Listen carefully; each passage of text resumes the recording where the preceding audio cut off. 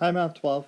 So what we'll be looking at now is the second section of Unit 2, and we'll be utilizing some technology to look at this as well. So I'll show you how to do that.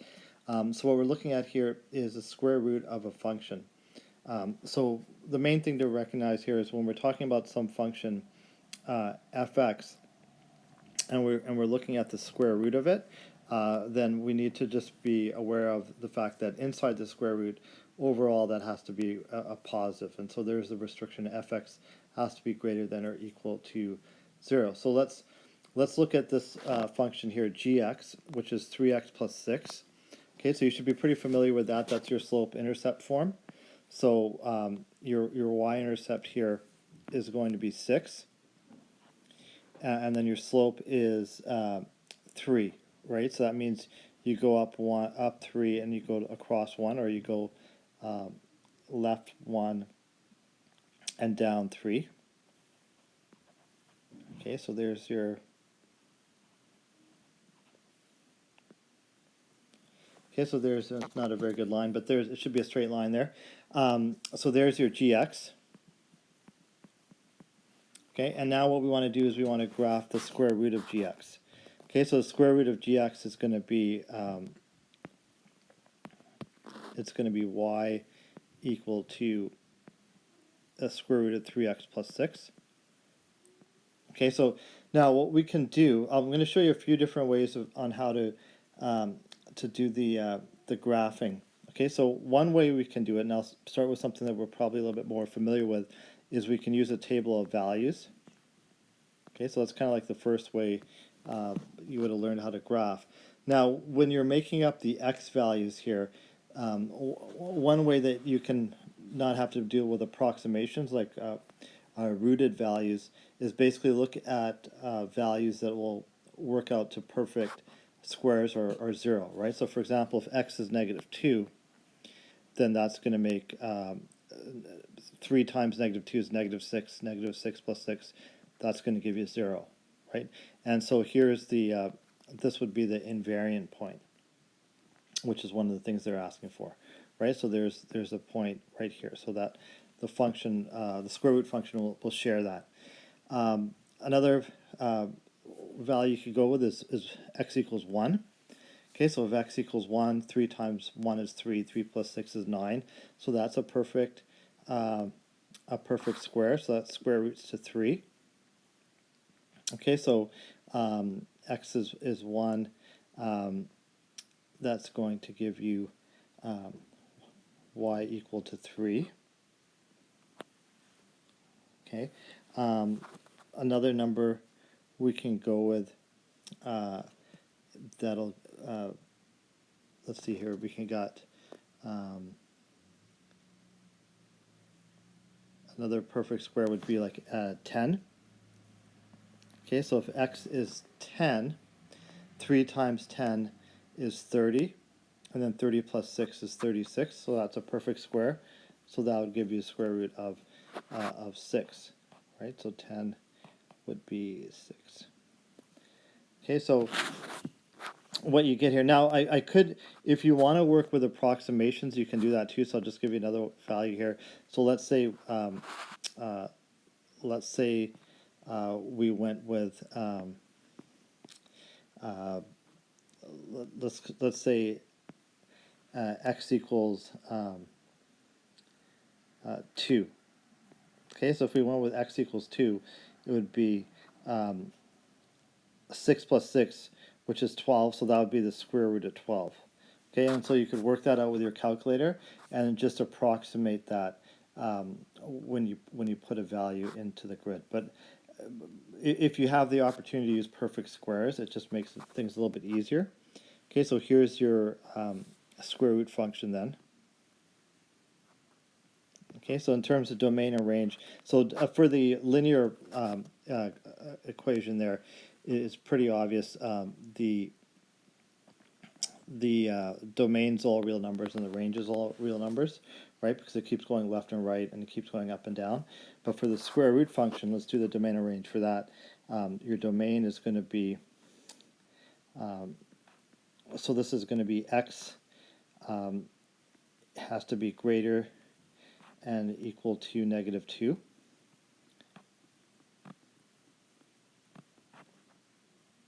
Okay, and for the range, it would be y is greater and equal to 0. Okay. Okay, so that's one way to do it using a table of values. Let's look at a couple more. Okay, so here's one. So this one is not asking us to graph, but we'll graph this as well using technology. So what we want to do is we want to compare the domains and ranges of both functions. So what I'm going to show you now is a program, some of you might be familiar with this, that's called Desmos. Okay, and you can get this as an app, and you can get this on your phone or tablet. So let's open up the Desmos. Okay, so here's the Desmos. So let's do the first one here, y equals x squared minus 1. Okay, so y is equal to x squared, so you hit x, and then you put the little square on top there, minus 1. Okay, and so you can zoom this, you can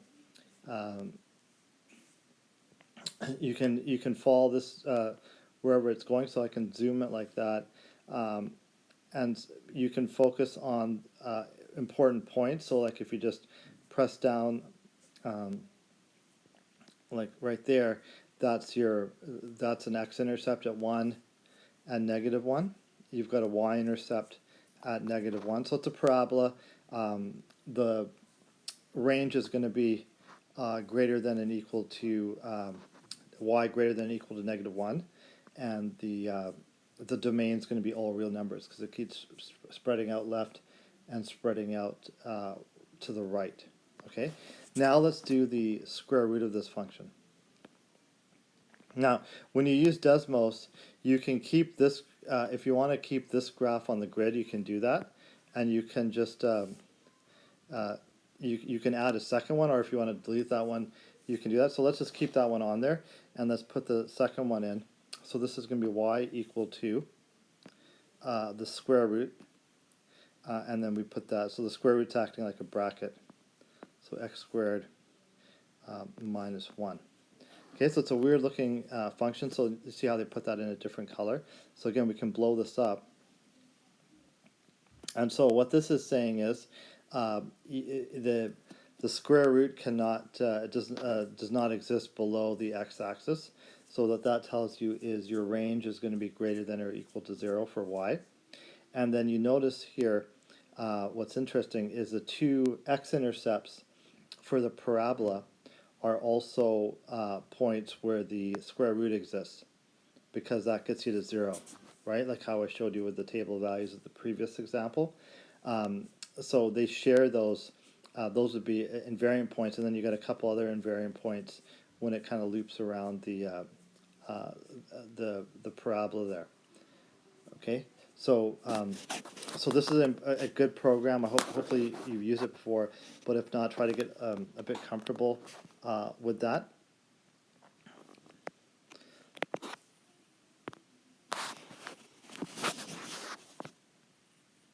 Okay, so that's using technology to get your graph. So again, let's just write down the domain and range here. So for so this one here, x. So that was the parabola. So that's your domain is all real numbers, and your range is y greater than or equal to negative 1.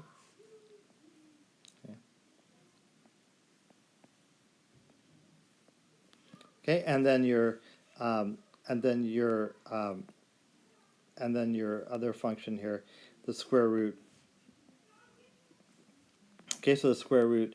So again, the domain was the sort of the weird one here, because it had basically two branches. Okay, so we had x greater than or equal to 1, and you had x less than and equal to minus 1. Okay, so that means basically what that's saying is in between 1 and negative 1, the function does not exist. Okay, so inclusive of all real numbers. And then for your range here, it was basically y greater than or equal to 0. Okay. Now, there's another way you can do this as well. So this is kind of using graphing technology. A second way you can kind of figure this out, which will give you the same result, is you can analyze key points. So the key points are basically values that are like intercepts, maximums, minimums, right? So let's just write these two equations down. We've got y equals x squared minus 1, and y equals square root of x squared minus 1. So basically what we're looking at here when we talk about key points, we're looking at things like the x-intercept, the y-intercept, the maximum value, and the minimum value. Okay, so and so how you go about finding this out is through you can basically do this kind of algebraically. So if we talk about the x-intercepts, it's basically subbing y equal to 0 and solving for x. So basically this is what we call your roots, right? So x squared minus 1, so remember that's the difference of squares, x minus 1, x plus 1. So you've got two intercepts, negative 1 and 1. And then here's what you notice is because if that causes x squared minus 1 to be 0, then it's also going to cause the square root of x squared minus 1 to be 0. So you kind of see that that's going to be the same. The y-intercept is what you get when you substitute x equal to 0. So if we make x equal to 0, the y-intercept is going to be negative 1. Now if we substitute x equal to 0 for the square root, then we're taking the square root of negative 1. So that therefore that's not going to work. So there is no square root. Sorry, there is no y-intercept for the square root. Okay, your maximum. So it was at negative 1. It was a parabola shooting up. There wasn't a maximum. And same thing with the square root because it kept going up. Okay, and so now, how are you figuring this out without looking at the graph? Well, you basically ask yourself, if I keep making x bigger, does that keep making y bigger? And the answer for both of these instances is yes. So that's how we look at a maximum. And then a minimum has to do with what's the lowest possible value of y. And so for x squared is always going to be positive. So the smallest x squared could be is 0, so that's why the minimum is going to be minus 1. And then for because of the restriction of the square root not being able to be negative, your minimum for the square root is going to be 0. So if you use all these key points now and you work these, you take this information, basically what will happen is you'll come to the same domain and range as you find yourself getting through the graph. Okay, and so that's what's significant of the key points. Okay, let's look at, so we talked about table of values, we talked about technology in terms of graphing, and we'll close on this. What if you don't know, like in this case here, I mean, we don't know, we just want to go with the line itself, and we don't want to use a table of values. How do we find the square root graph? Okay, so let's say this is your, let's call this your fx. Okay, so this is your fx function that's given to us here. Okay, so how can we find, just from looking at the picture here, how do we go about finding the square root function? Okay, so first thing you want to do is you want to look at where and this kind of connects to what we just finished talking about, where is your x-intercept? Because remember, the x-intercept is what makes fx equal to 0, and so that point is also going to make your square root equal to 0. So the x-intercept here is -2, therefore the square root will also have that. Okay, so again, that's an invariant point. Okay, so you want to look at the invariant point. Okay, now the next invariant point you're going to find here, and this is, you see this kind of commonly, is with kind of graphs that are going in this direction, is the value of 1. Okay, so what we're saying is when y is equal to, when y is equal to 1, that's a perfect square root. Okay, and what that is a perfect square root of is this, is of 1, right? Square root of 1 is going to be 1. And so when you find out where fx is going to be 1, that's also where the square root of fx is going to be 1. Okay, so that's another point there. Okay, the next point you can look at, again, what I'm doing here is I'm looking at perfect squares. So we did 0, we did 1. What's the next perfect square? The next perfect square is 4. Okay, so here's 4, and at 4, okay, so this is y equals 4. Your fx function is going to be equal to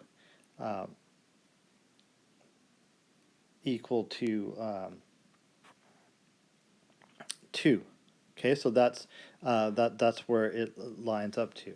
Okay, so what's the square root of 4 going to be? That's going to be 2. So if the square root of 4, if the value of 4 for fx is right up there, that means the square root of 4 is going to be 2. It has to be at the same x coordinate, which is right here. Okay, so I think I might have just confused some people the way I explained that, so let me just go through that again. Okay, so where fx is equal to 4, which is a perfect square, right? So the square root of 4, that's going to work out as 2 for the square root, right? So if fx is 4, the square root is 2, but they both share the same x value, which is for 2, x equals 2. You see how both of these, where the line is and the square root, are going to both be there. So I've got 3 coordinates, and this is good. And so now I can draw the square root function, which is going to be like that. Okay, so again, you see how you got those 2 invariant points. You got one here, and you got one here. So again, what I'm doing is I always start with the intercept. So wherever the intercept is of fx, you're going to have the square root also exist there. Okay, because if 0 and square root of 0 is 0, right? So it's going to share a common point. Okay, and then you can start looking at other, you can look at other squares, right? So 1 is a good one. So just like the logic I'm using with 0, 0 and the square root of 0 are the same thing. 1 and the square root of 1 are the same thing. So that's why these tend to be the invariant points. And then beyond that, start looking at other perfect squares like 4, 9, 16, and so on. And then those will share the same x value. So 4 would share the same x value as 2.